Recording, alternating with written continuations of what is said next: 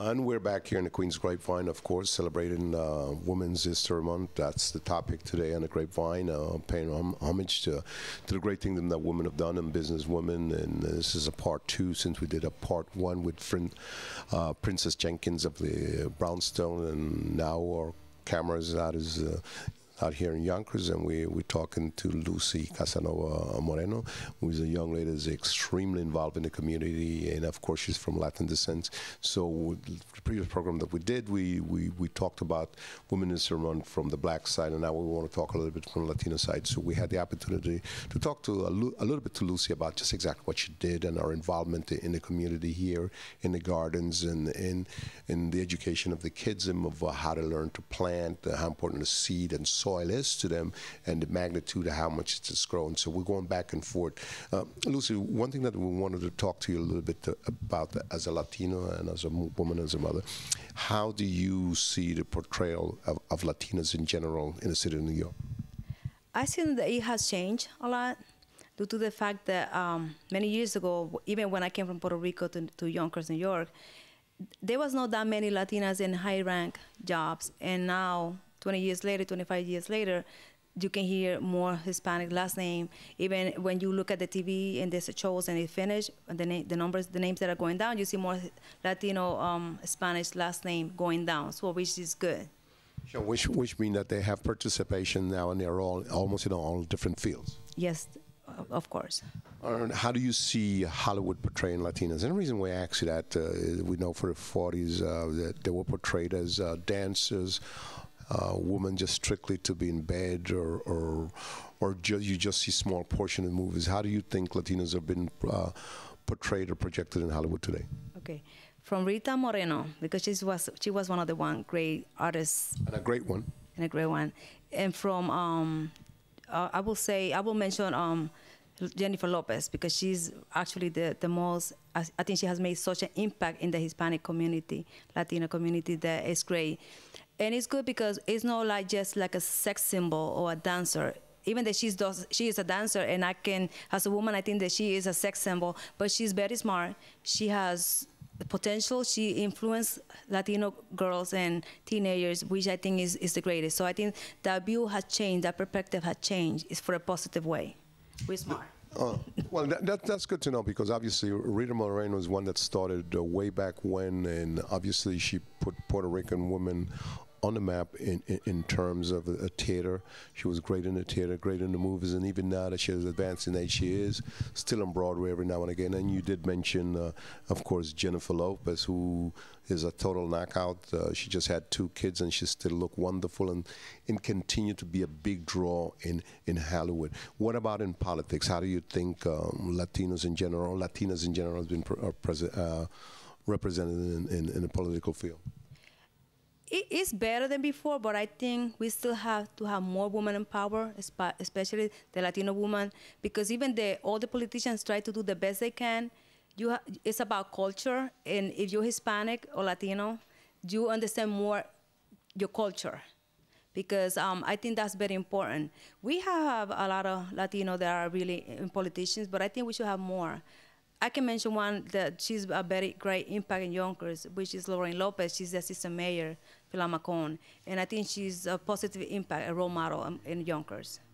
Obviously, Mrs. Lopez is one of those who have made a big impact here in the Yonkers area. Is a very strong-minded woman, positive, strong, extremely educated, and a woman that people look up to, as Lucy just mentioned.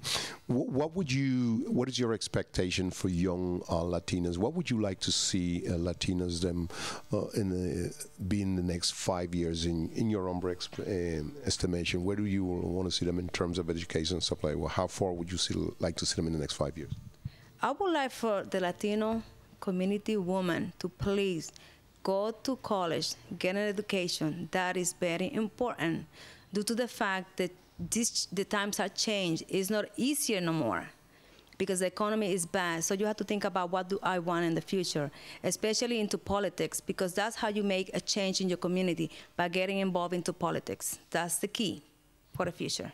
I agree with you a whole lot. What do you say to those who says those Latinas who jump into politics and grow, leave the grassroots of their culture behind. What is your feeling about that? I don't think that's true. Because when you are Latina, you have that heart on you that is, even though everybody has a heart, is different, and you really are kind, and you always care for the community as a whole, not only to the Latino community. You will reach out to everybody that needs from you. That's good to know, because people should grow and you should have a perspective to move into a different direction if you so desire, and this is the opportunity. America is a country of opportunity. As difficult a thing might be with the economy right now, it's a place of opportunity. Let's talk a little bit. Is our understanding that you have a dance troupe or a dance group, so we want to talk to you in two ways. From a business level, how difficult it was for you to start the group, just exactly what it is that the group does, and where are some of the places that it has represented. Okay, well, actually, I formed the group in 1994. I formed the group due to the fact that I had 3 little kids and I was kind of stressed out. So it was a way for me to find a way to go and do something positive without going crazy. So what I did is I started to, because I always like to talk to everybody. Even if I don't know you, I will say hi to you. That's me. So I started talking to people in the neighborhood, and I said, you know what, I would like to make this group, I would like to be in the Puerto Rican parade. Would you allow your child to be involved? And if you want to be part of the march, you can do that. So the first year, we have about 45 children involved. And the thing about this, even though we work for the Puerto Rican parade, we have all kinds of children. Yeah, we have African American. We have people from Peru. We have people from. There was 2 Thai people, two Thai children, and we used to practice at Sunset Park. It was a big thing, and when we did the group, the first year was kind of crazy because we had only half of the dress were made. Some of the dress, some of us had to march on shorts, and some of them have the long skirts. So it was kind of crazy thing, but we still did it. We did good. Actually, we got a little prize because we were the only cultural group on that time. So I was gonna remember that. It was something beautiful. And then that day, at nighttime, I remember Victor, he was the president of the Puerto Rican parade. He said, Lucy, would you like to dance on stage with the children? And we were like, what? You know, it was kind of something unexpected. And I said, you know what, let's do it, because this is just for fun. So it was spontaneous? Yes, spontaneous. So we decided, we went and we did a show. It was beautiful. So basically, you guys started dancing in the Puerto Rican Day Parade here in Yonkers, and one thing led to the other.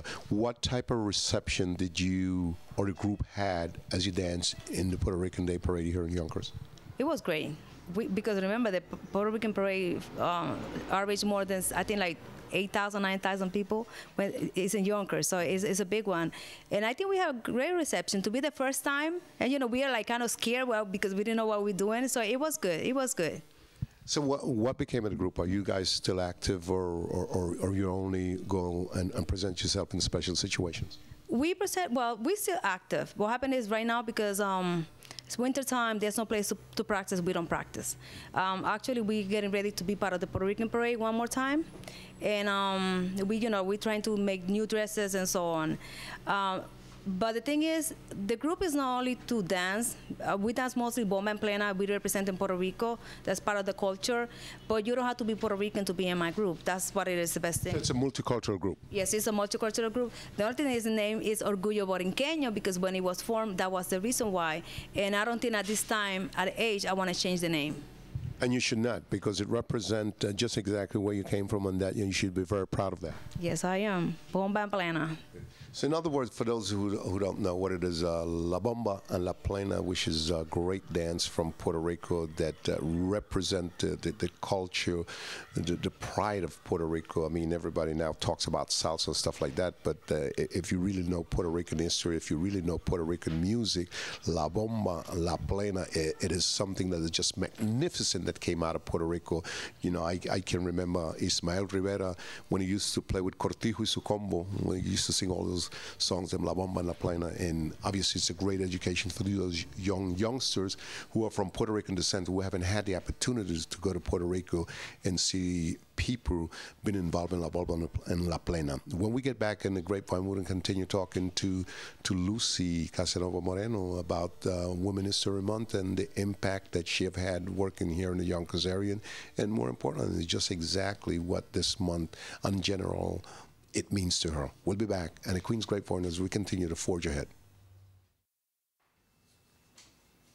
And we're back here in the Queen's Grapevine, of course, talking about Women History Month. And we have our special guest, Lucy Moreno, who has been gracious enough to give us the opportunity to talk about, from the Latino side, her feelings about the impact that history